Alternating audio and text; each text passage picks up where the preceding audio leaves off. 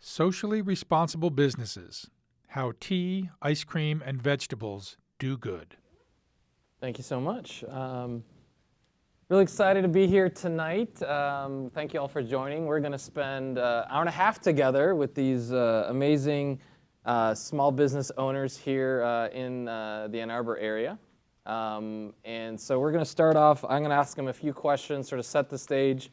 But our goal here is really to engage, to understand what your interests are, to have a little bit of dialogue back and forth. And you know, we created this panel. The library and our host did, and kindly asked me to be here. So I wasn't responsible for bringing these fine folks to these very comfy chairs to the front. But I'm excited, obviously, as well, being a patron of some of the establishments here in the area. But also for a long time, you know, my personal journey has always been around thinking how business plays a role in the community, and how you can have a social impact while also having a profit. And so these businesses have really internalized and thought about that in very different ways. And my background as well, from a career standpoint, has spent a lot of time at the educational institution down the road. And it's interesting because I've worked with a lot of students as well, and a lot of professors and others who, when we tackle this question about social mission and business doing good, we get a lot of questions about that. In fact, I would say there even a majority of the students today actually believe that there should be a social mission tied to for-profit businesses. That's a big difference than when I was in school, which was a little while back, not that far back, but a little while back, where that seemed like a completely different equation. So the difference, I think, though, is when we're in the classroom, we do talk about a lot of really big, home run, world-changing, top 0.001% winning ideas, if you will, right? These multi-billion-dollar potential things. It's sometimes on purpose, sometimes not on purpose. And it's sometimes hard to actually, especially when working with a lot of the students, to realize, look, we have some great examples right here in our backyard. And there's great lessons. And frankly, the majority of students that I work with are not going to be aren't going to be creating multi-billion-dollar companies. What they're going to be doing is going either into the community they're part of here, or going back to a community that they were a part of growing up or had a connection to. And those business students, too, they're going to try to create some value there, whether they're entrepreneurs or otherwise. And so I guess my point in all this is, like, I think these models right here really are the more plentiful models that we should be looking at, that we should be learning from, that we should be pushing to continue to improve, because I think that's a little, part of the exciting part of the future of building a better world. So, I just thought of all those things. I was just like, I had none of that. I was listening to these guys, and they inspired me to be like, you know what? That was something I've been thinking about, or in my former career at University of Michigan as well. So, one thing we did at U of M when we talked about social impact broadly is we try to define that term. And the way we defined it was a significant positive change that addresses a pressing social challenge. So that's our working definition of social impact. So I'm going to ask our panel to help me understand how they make a social impact, or how they're thinking in a socially conscious way. So we'll go through one by one, and we'll talk first about what is the social or environmental challenge that you see where there's a big need in the community, and what is your solution to that? And so if you can answer those two questions in the context of your company, I think that would be a great way for us to start. How does that sound? Phillis, can we start with you? Sure. All right. Sounds good. First, thanks everyone for coming. Welcome. I wish you all had these chairs. This is probably the most comfortable chair I've ever sat in and ever will sit in. maybe at the end you can come up and, sit in it for a minute, give it a try. Like she's addressing social needs right off the bat. Right? Yeah, I That's want amazing. you all to be comfortable. And also I want to acknowledge that Ann Arbor is, it's a great place for socially responsible businesses. There's a lot of them out there. In fact, even some in the audience. I see Nick from Jefferson Market and Mighty Good Coffee, and Allison's back there from Paris Street Flowers, and maybe some of you in the audience also have socially responsible businesses, and so thanks for what you do. Hope to meet you later. In terms of the overall concept and addressing it and what is social responsibility, I believe if you have the resources to have a business, then you're responsible for giving back to the community. That's just how I see it, because there's always a need. There's always going to be people who need good jobs. There's going to be community members who need a place to go where they feel like they belong and they're welcome. There's going to be community organizations and nonprofits that need donations. And then there's also the need for protecting the environment and what you can do about that.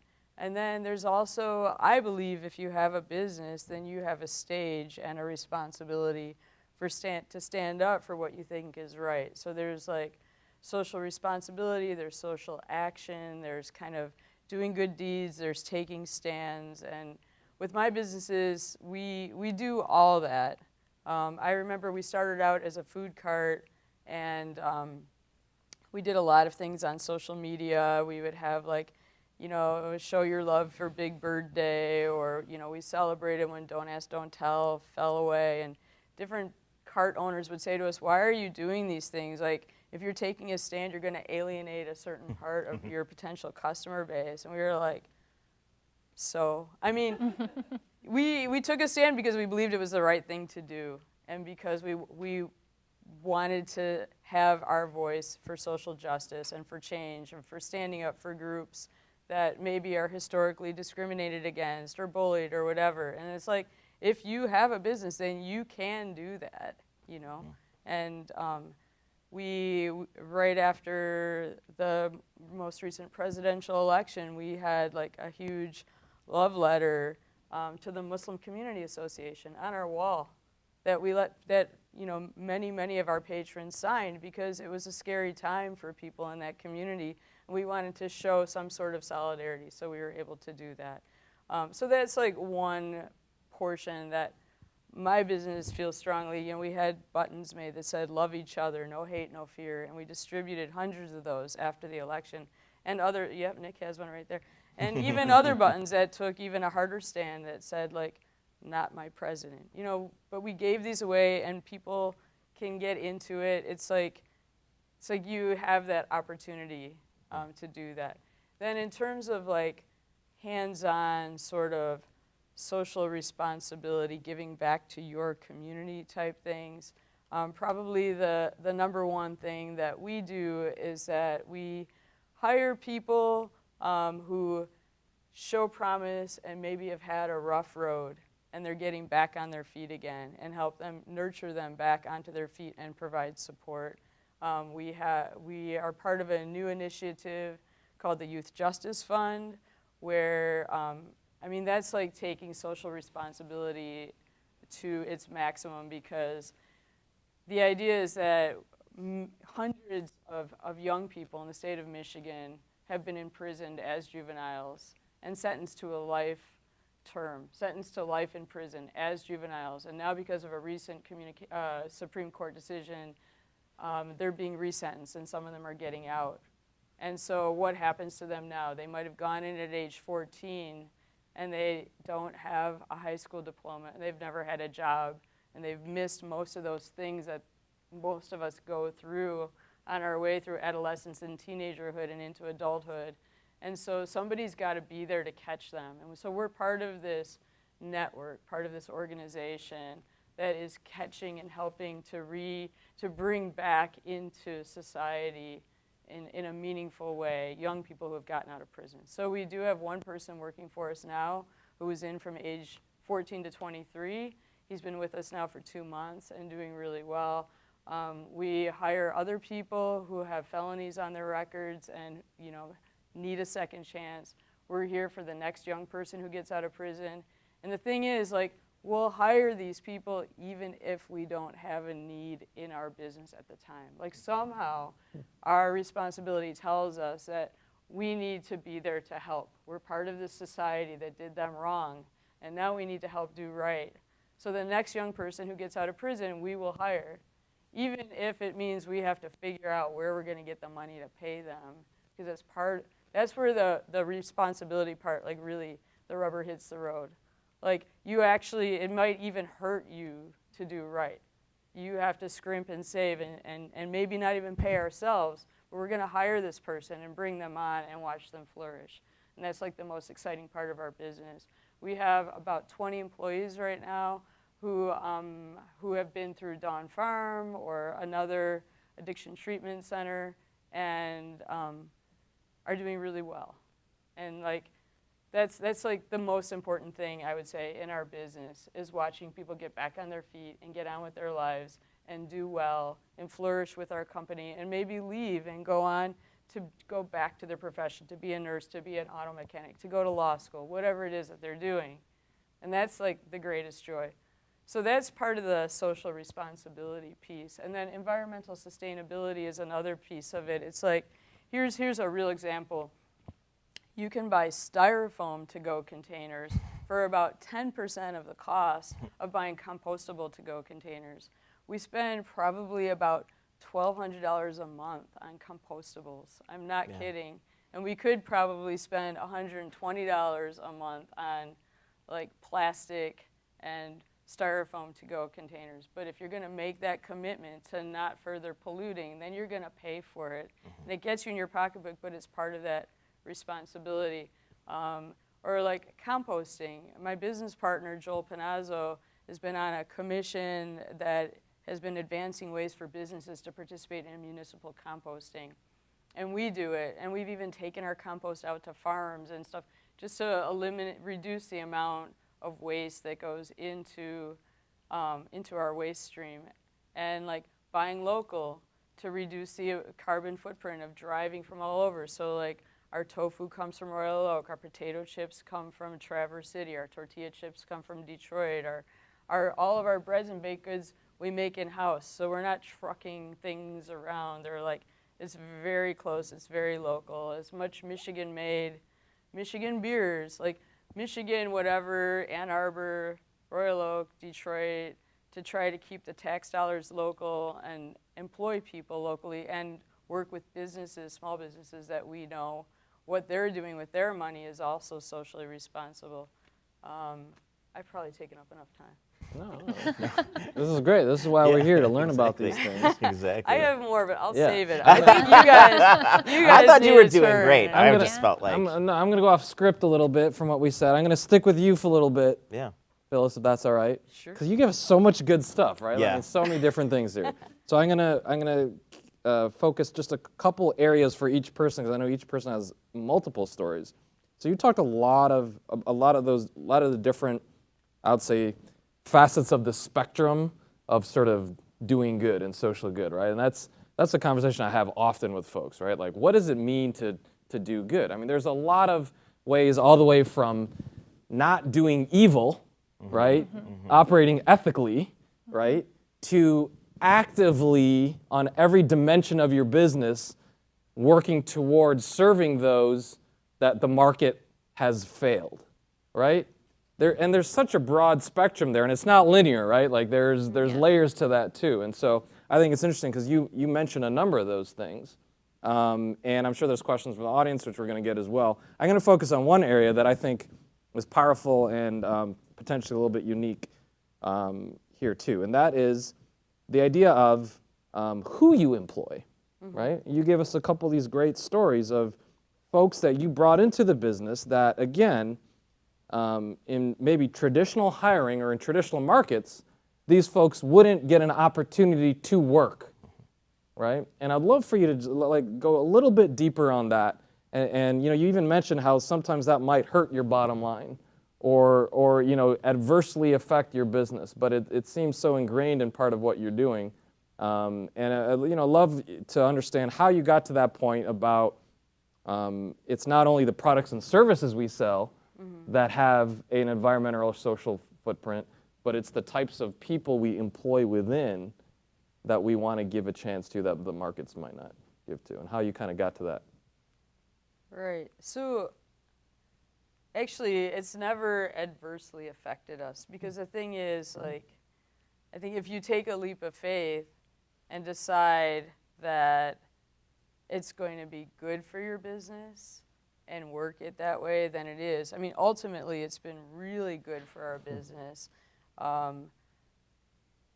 because we have a broad cross-section of people who work for us. We have people with master's degrees and GEDs. We have people with prison records and people who are like, straight A students from whatever. We have people from every racial background. We have people of different sexual orientations, transgendered people, and that makes us like our really sparkly cast of characters. I mean, it makes us like our really rich crew. But then if you take someone who has like lost confidence in themselves, or their lives have kind of taken a big downturn because of addiction issues, and they're struggling to overcome that and to work a recovery program and to turn their lives around. And then you can be part of that. You can help and also watch and also become inspired by it. And then the people who work for us inspire each other and help hold each other accountable and celebrate their victories. I mean, 6 months of sobriety at the lunchroom is cause for a celebration. A year's sobriety is like a whole bunch of high fives and hugs and a free piece of cheesecake. You know what I mean? It's like, these are the things that, or, you finish probation. Like, let's celebrate. Let's have a cookie. Let's, let's do these things, because they're really important milestones. Like, you get back into school, or you finish school, or, you have moved into your own place with your partner, and you're producing, you're making music, and you're doing these things that you feel good about your life. Like, that's a victory for the individuals, and it's a victory for the business.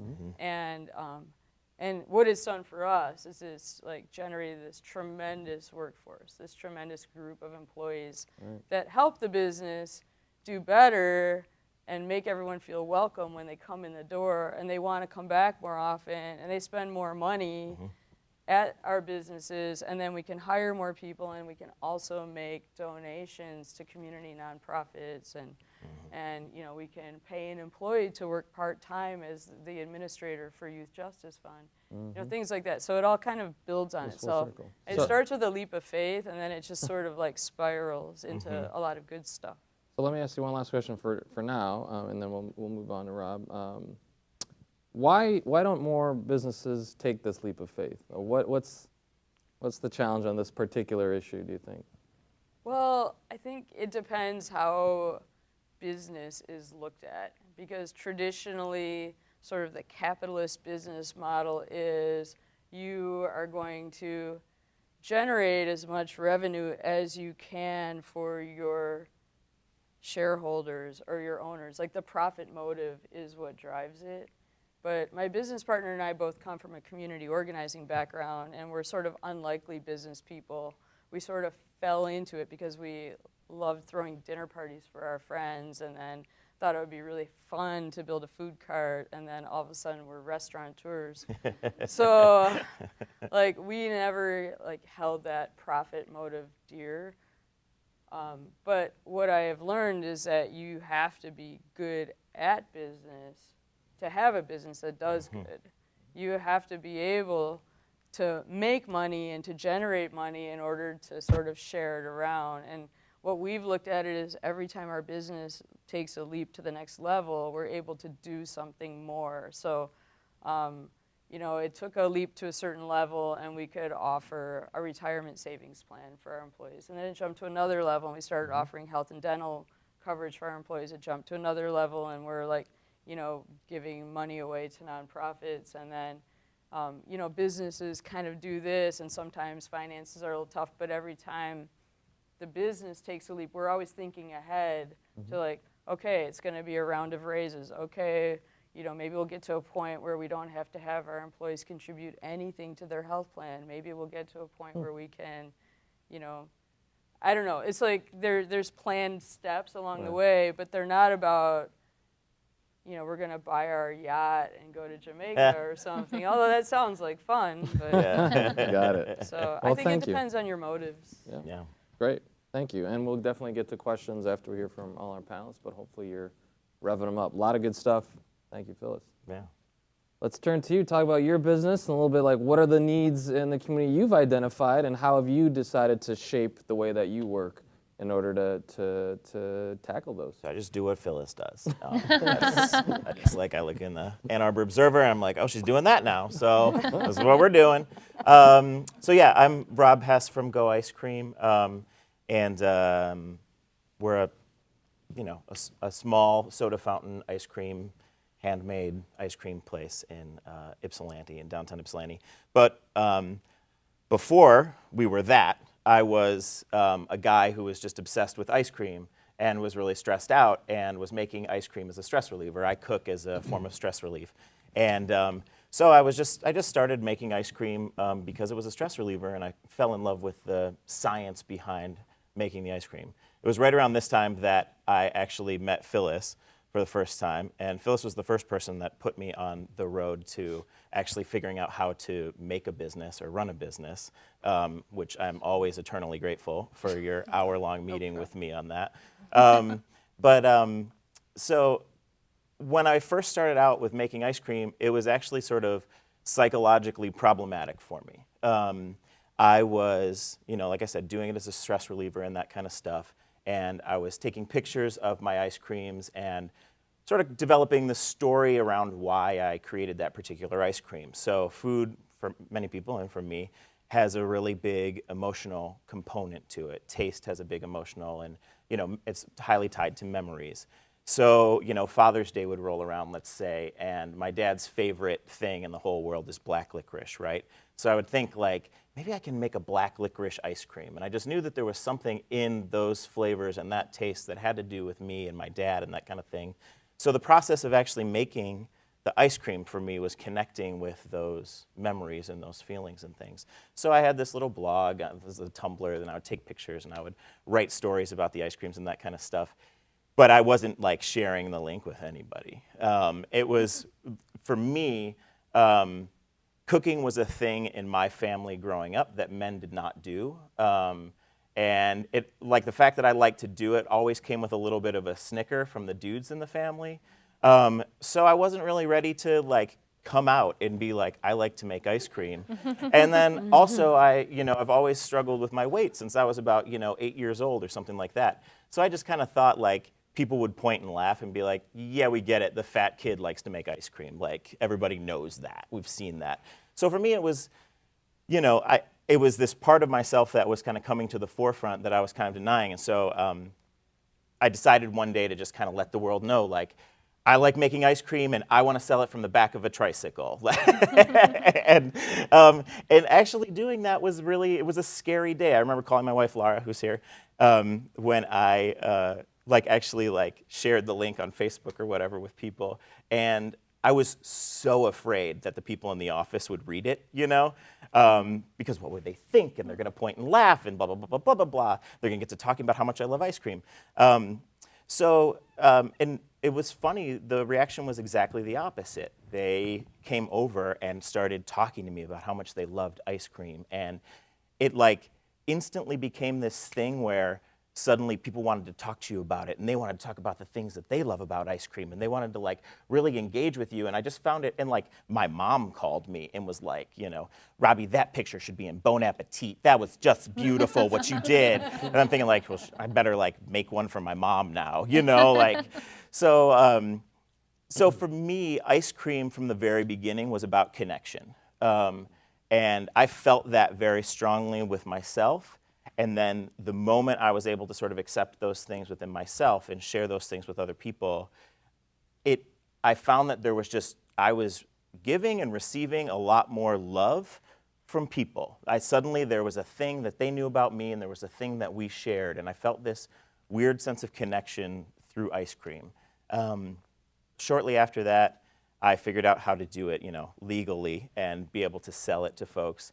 And I started selling at the farmers markets around town. And it just, every time, I would go there and I remember this one lady, I fed her a sample of sweet brown butter ice cream that I make. And first she started crying, and then she slapped me, and then she hugged me.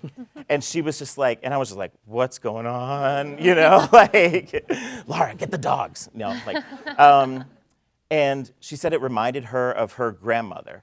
She used to make ice cream with her grandmother when she was a little girl, and she hadn't tasted anything like that since then. So it just brought over these waves of emotions. Apparently she needed to slap me. And so I just noticed that there was this sense of connection, and as I started doing parties and things like that with the ice cream, I started to realize that there was this connection. So, for me, it's always been about that. And when I thought about the ice cream store and creating an ice cream store, what I wanted to do was a place that connected people to their food, to the ingredients, right? There's no hidden weird science that we're using in any of the ice cream. We're making ice cream the way that people used to make it back when ice cream was invented, before we started putting stabilizers and all of these other things in there. So I wanted people to see, for me, when I first started making ice cream, I didn't know how caramel was made. I thought caramel was a thing that came in a can. Who even knew what that was, right? And then I realized, oh, this is like sugar. This is the most obvious thing in the world. But I figured if I didn't have that much of a connection to the food that I was eating, maybe other people didn't have that too, right? So our store is really about creating that sense of connection, and we're creating it with the food, right? So we have these big windows so people can watch us back there working and stuff like that, and spilling gallons of milk on the floor and all of that fun stuff. And then it's also really about creating a sense of connection amongst the guests, right? So one of the things that we talk about a lot at the ice cream store is how we sort of host the party up front, and how you get this person over here that seems like they feel uncomfortable and a little intimidated by the fact that they're in an alley in Ypsilanti eating ice cream, how you get them talking to the soccer mom over here, and talking to the person who looks like they're very on drugs over here at the end of the counter. And one of the things that I love about the store is we will get all of those people dancing to Beyonce before they leave. It's amazing what you can do in 5 minutes in an ice cream store to give people a feeling of a sense of connection to each other. And then the other thing, and this is probably more directly the sort of socially responsible need, the other things that we do are, I love ice cream because it's kind of like a safety blanket, right? So you can have people come into the store, they get their ice cream, and I always want them to have, so they get that experience, but I always want them to have a second or third or fourth experience where they have their ice cream, and then as they go by our sort of party room, this adjoining space that we have, maybe they see a queer unity meeting that's going on, or maybe suddenly there's a fundraiser, or there is an art installation about Black Lives Matter, right? Or there's something that maybe challenges them and has a little bit of a disconnect from, I thought I was coming here to get this ice cream, but now this other thing. So I'm safe, I've got my ice cream, but now there's this other thing that I'm being presented with. And so I really love sort of curating those kinds of experiences in the store. Mm-hmm. And one of the ways that we do that is we work a lot with community groups. We will do fundraisers and things like that for nonprofits just constantly, right? So a big one that we did was for Ypsi Pride. Ypsi's never had a Pride celebration before. And when I found that out, I was like, that's ridiculous. What do you guys need? And so what we decided to do was, it was basically just turned into a big dance party and a drag show up in our front room, which I love, it's the greatest. And for that night, we created a special sundae that lit on fire and all of this cool stuff. And we just invited folks to come out, right? Come support Ypsi Pride. And a portion of every one of those sundaes that was sold went directly back to Ypsi Pride. And so it was great because we would get those people in, you know, who were just coming for ice cream on Friday night after soccer practice. And then we had a drag show, and we had like all this crazy stuff going on, and we were able to sort of create that connection to folks across, you know, different, you know, venues or avenues that they might not have had before. So we do a lot of that at the ice cream store. So Rob, your story I think is fascinating on a number of tracks, and like I said, I'm going to pick just one thing out of each one of you all because you all have so many great elements. But you know, one of the pieces that stuck out for me here in your story is this idea of story and connection, right? And you know, as we think about the fabric of society today, let's say, divisiveness seems to rule the day. Yeah. You know, if I was to think about what is the way that I can connect with my community more, Yeah. my first thought might not be I'm going to go patron a local business. Yeah. And so when you're talking, what I'm thinking is like, wow, you figured out a way to take this community center model and bring it to the masses and bring it to a business enterprise. And not only did you bring that, but you infused this connective tissue that otherwise is pretty darn hard to find in our community. And so that was something that resonated with me, and I'd love to just explore that a little bit more, and then we'll move on again. But I think there's something that you're doing here that's magical in the way that is intentional for a business that you don't see very often. Yeah. And one of the thoughts I had is that, you know, a lot of times we think of business and business transactions as simply that, right? It's just it's a cash as a service, it's a cash as a product. Yep. And what you've tapped into that, frankly, a lot of brands have in other capacities, but we don't think of it maybe in certain light. And you're doing it in a very localized way, is that you are tapping directly into that emotional connection.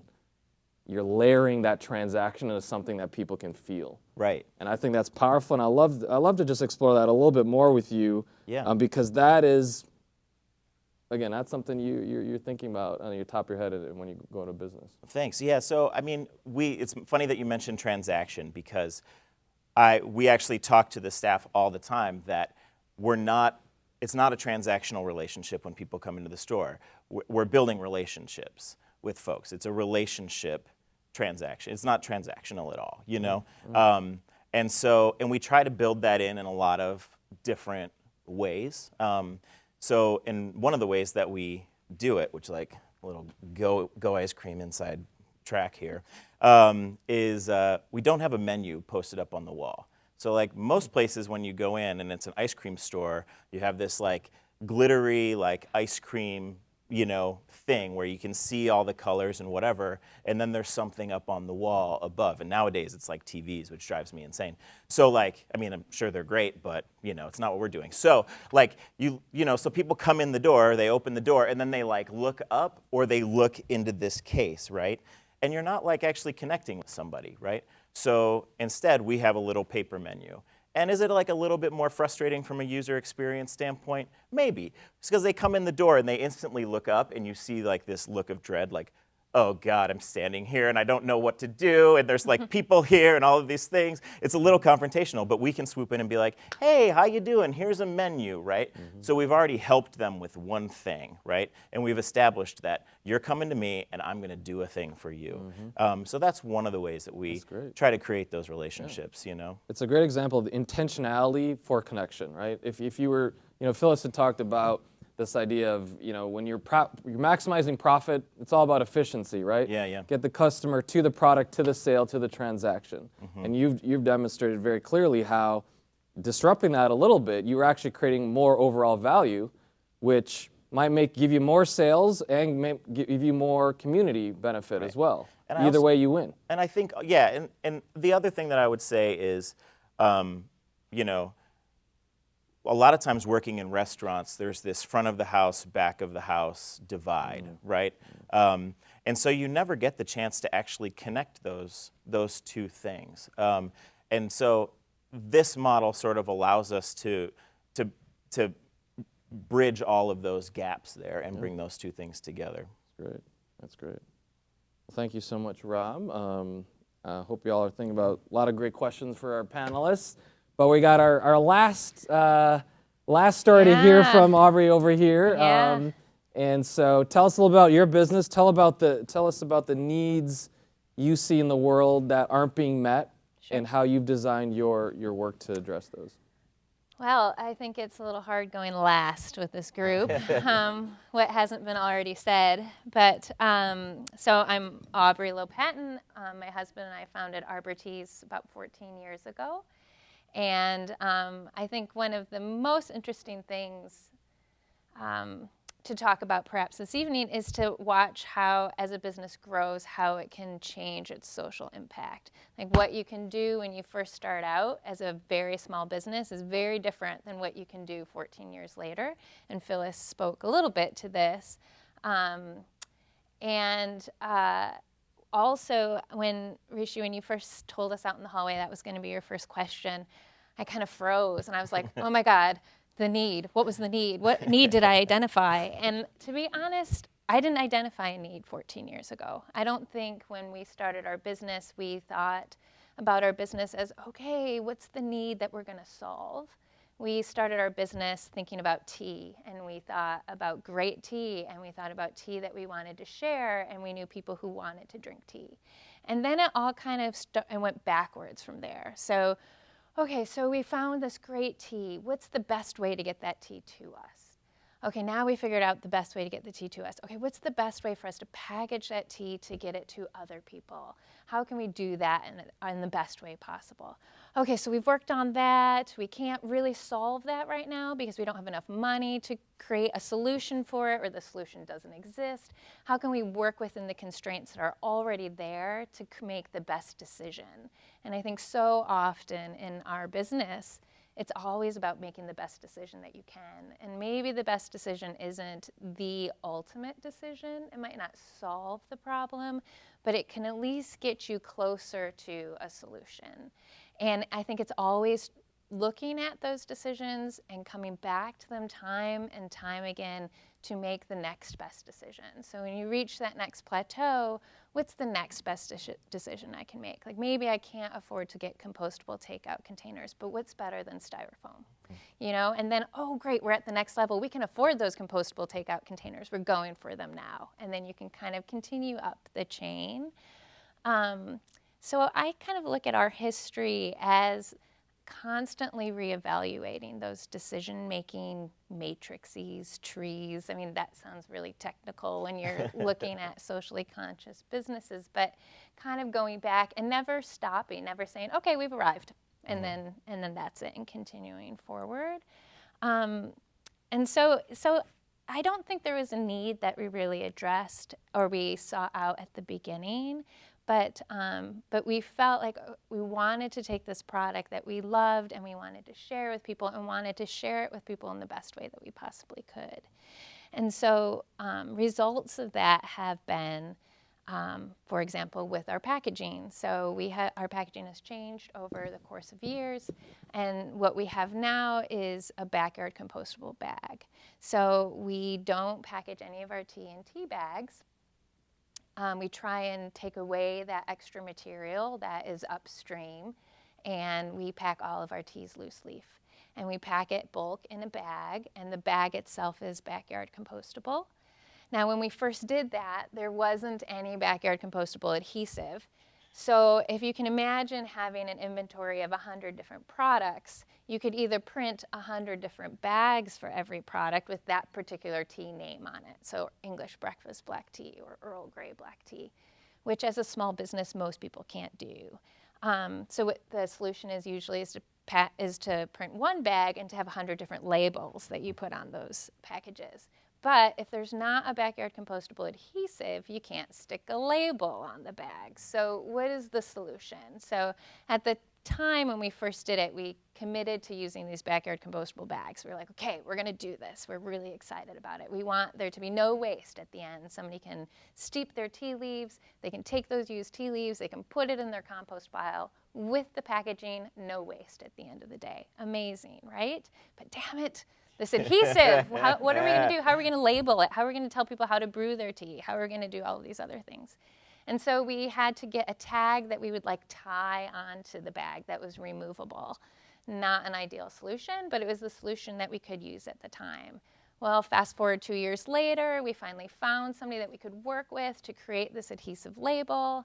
We made an adhesive label. We slapped the label on the bag. Now the whole thing is backyard compostable. Yay. Which is, yeah, really exciting, really exciting. So it's kind of this constant evolution of identifying a need once you have your product in place. You know, I don't know, maybe Phyllis, you started with the need first, or maybe your product was the food. But it's interesting to watch that. Also, one of the things we committed to is having an entirely organic line of tea. So we only source organic certified tea. And that was a decision also made early on in order to be as environmentally responsible for the production of the tea, and continue that throughout the chain. So those are a few examples of what we do. Another difference, I think, where we are a little bit different than the other two panelists is that you guys serve a very geographically focused group of people. And since we sell online, we ship nationwide. And that is also a very different place to be. So how can you be socially conscious? How can you serve a group of people when you are shipping all over the country, but you're located in Ann Arbor, Michigan? You know, those are two very different things. And also when you're a small business, how do you do that? And so trying to achieve a balance, and that has also been something that we've tried to do, both by trying to foster a sense of connection. Every shipment that we ship out, we include a handwritten note. Many of our customers come back to us all the time saying, oh, thank you for your note. Or they'll call and they'll say, hey, can I speak with Trish? And Trish was the person who shipped out their order. I'm like, oh, Trish isn't here. I can't get her to the phone at the moment. Can I help you instead? But it's that people feel this very direct connection to a single person, which is really a wonderful thing. And that's also hard to do when you're an online business, where you're looking at a screen and somebody's placing their order. And once again, everything's all about efficiency. How do you get somebody to place that order online as fast as possible, as easy as possible, and yet still try and connect with that person is a very hard thing to do when you can't look at somebody, when you can't say, here's the menu. You know, you can't serve somebody at the table and, you know, bring their plate of food to their table. It's a very different thing. And also when they can't smell the food, they can't smell the tea through the screen. So, so trying to overcome that is also something that is hard but fun to do. It's so fun to hear as you all continue, you know, you explain one thing and then you're like, oh, and there's this other thing. And I'm like, wow, this other thing is really fascinating and interesting and, you know, thoughtful as well. And I know there's even more that y'all haven't shared.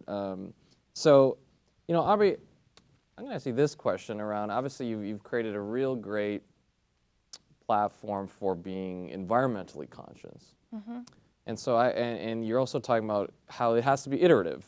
Your business goals, your social, environmental goals, your, you know, how you want to operate. And so I'm going to ask maybe a broader question, but I have an idea you've probably thought of this a little bit. So how do you feel your role is as a small business to be an example for others? Do you think about that? Is that part of, you know, your strategy and thought of also being stewards of the environment? And partly I'm thinking about this as, you know, I've had a lot of conversations as some folks here have as well about this, especially when it comes to the environment. The difference between individual responsibility and sort of institutional responsibility. And that, you know, we spend so much time thinking, well, some of us spend a lot of time thinking about we need to recycle this piece of paper, right? Or we need to make sure this piece is done and we've played our role. But when we think about the scale of maybe what governments or businesses are doing or not doing, right? Where a small decision could impact things by hundreds, thousands, millions times more. I guess where does that role for a small business come into play on that spectrum? And what sort of responsibilities do you feel in that? Well, I don't think that any of our decision making really has come from a stance of trying to be a role model for other businesses. I think a lot of our decisions have come from just something that we personally wanted to do or feel that it is important to do. But we share all of our information with other people. So we probably get several phone calls a week every week, which is a little redundant, but of people saying, so I want backyard compostable packaging for my products. Where can I get that? And to be honest, most businesses wouldn't share that. A lot of businesses would close up and say, this is proprietary, this is mine. I'm not going to tell you who our suppliers are. And we always, or at least I have always come at it with like, no, if we're going to solve the world's problems, if we're going to help one another, then we have to share this information with one another. And so we're constantly pointing people to other sources and telling them, well, who makes the films for our bags? We went so far as to make a film for it, and the film is on the website, and it lists all of the different vendors that we use, which, some people find on our website. Most people call before they search around and find that, so we end up telling people. But so I think where the responsibility comes for us is to share that information with other people. But I do at times feel like I would love to go on a crusade of no tea bags. Like, tea bags drive me crazy. Have you ever heard of a coffee bag? I mean, do people serve individual portions of coffee? Now they do in those pods, which don't get me started on the pods. But I would just want to do away with tea bags. There's so much material used upstream to create those individual tea bags, and they're not needed. You can brew a cup of tea even better without a tea bag. And so if we could just do away with just that one portion, it would be an incredible savings of resources. And I mean, that's how we kind of have to drive a lot of things in our society, to start looking at what we can take away upstream in order to make things more efficient, more environmentally friendly, to save our resources, really. So I don't know, does that answer your question? It is, I think, very much so part of the discussion. Thank you so much. This program was recorded on February 21st, 2018 at the Ann Arbor District Library.